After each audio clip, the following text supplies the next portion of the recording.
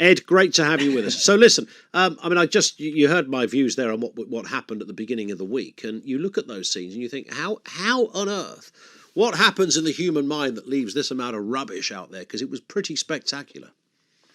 It's been shocking. I mean, I work with Reach Regionals, and we have titles all over the country, and from Cardiff to Leeds.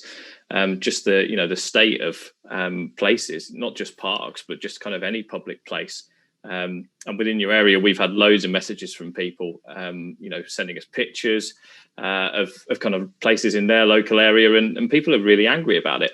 And that's why last summer, I'm sure you saw the scenes last summer on the beaches as well. Yeah. Down in Bournemouth and other places. We partnered with Clean Up Britain to launch the Don't Trash Our Future campaign.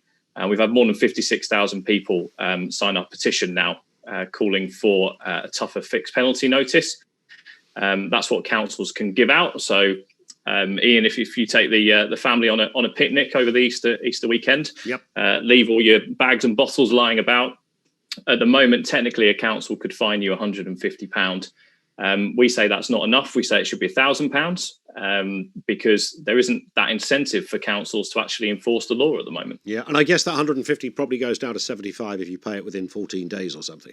Correct, yes. Yeah, so, and that's not really, I mean, do people not think about the cons? Because I genuinely, of all the things, there's lots of things we all have, Ed, that flummox us in life, and you think, how does that work, or why don't they change this law?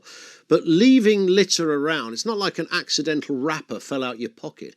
I mean, it's so deliberate that as you leave the scene of your littery crimes, you must sort of look back and think, well, I did all that, and I'm just going to leave it there. There can't be an adult on the planet who doesn't know that's very wrong.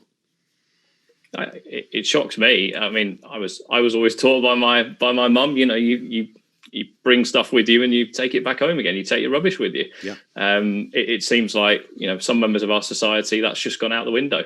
And obviously, I appreciate people have been locked down and they're frustrated and now they've got that chance to have a bit of freedom. But I think it's important that we all act responsibly.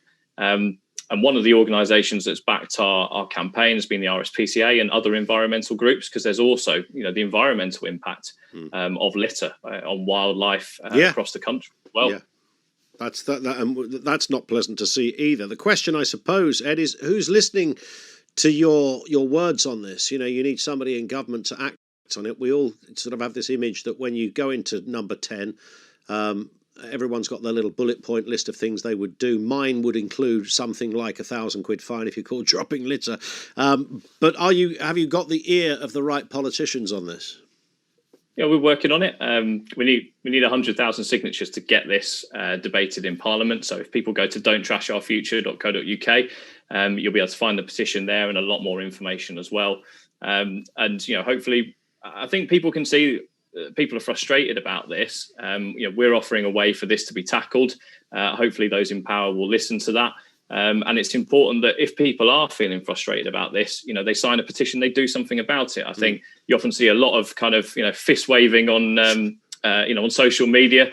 But actually look, we always encourage people in your area for people to look for something that they can do actively to make a difference, and signing our petition is a great way to do that. Indeed. Ed, thank you. Appreciate your time. Ed Walker, who's the Editor-in-Chief at InYourArea.co.uk, partnered up with Don't Trash Our Future campaign.